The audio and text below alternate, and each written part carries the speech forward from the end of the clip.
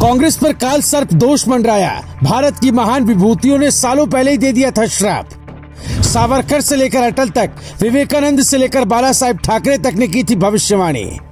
एक संत ने 1966 में दिया था कांग्रेस को श्राप, हिमालय से वो आएगा तुम्हें बर्बाद कर जाएगा। इतिहास गवाह होता है कि भविष्य में क्या होगा। जो आज हम 3 मिनट की रिपोर्ट में बताने वाले वो कांग्रेस की बर्बादी का सार है, अंत का अध्याय है। पर इसकी शुरुआत 100 साल पहले हुई। तब न मोदी का जन्म हुआ था, न ही आपका।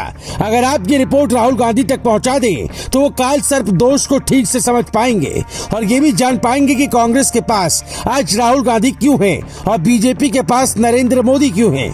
हमारी रिपोर्ट 7 महान व्यक्तियों, राजनेताओं, विचारकों या फिर संतों पर आधारित है जिनके श्राप के कारण कांग्रेस आज विलुप्त होने की स्थिति में खड़ी है।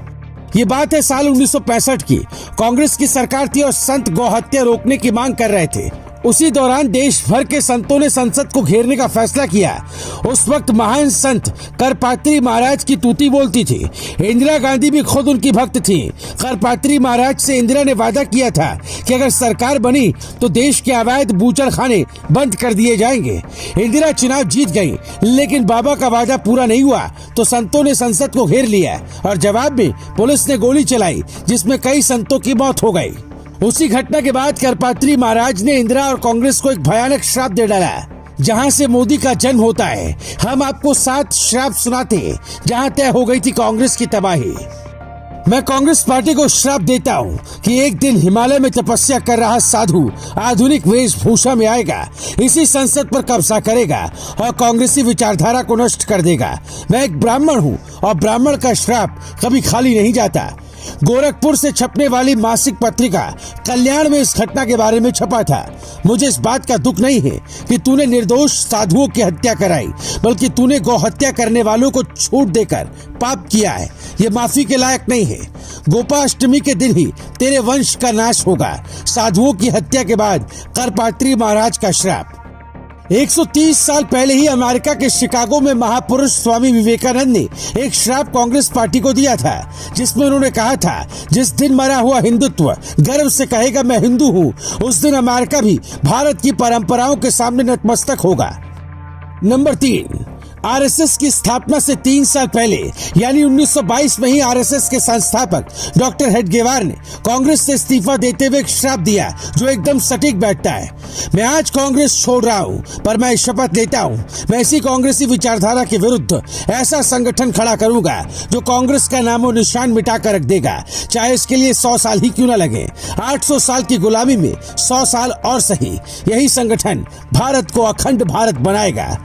नंबर 4, महात्मा गांधी ने एक नोट में लिखा, कांग्रेस अपने वर्तमान स्वरूप में अपने उपयोग से बाहर हो गई है, अब कांग्रेस को भंग कर देना चाहिए। जनवरी साल 1948 में महात्मा गांधी का लिखित बयान। नंबर 5, एक सीट से जब अटल बिहारी वाजपेयी की सरकार गिर रही थी तब उन्होंने एक बड़ा ही तार्किक श्राप दिया और कहा, आज हमारी सरकार महज 1 वोट से गिर गई है। हमारे कम सदस्य होने पर कांग्रेस हम पर हंस रही है, लेकिन मेरी ये बात कांग्रेस कतई न भूले कि एक दिन ऐसा आएगा जब पूरे भारत में हमारी सरकार होगी और पूरा देश कांग्रेस पर हंस रहा होगा। साल 1999 में अटल जी का संसद में दिया गया बयान। नंबर 6, नरेंद्र मोदी ही भारत का भविष्य है। 2002 के गुजरात दंगों का दोष उस पर मत दो, वो निष्पाप है।